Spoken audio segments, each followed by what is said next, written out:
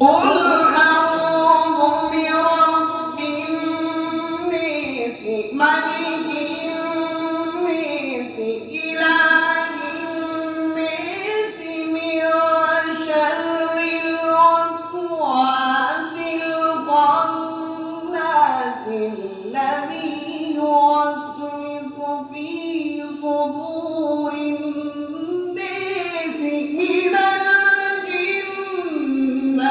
والناس.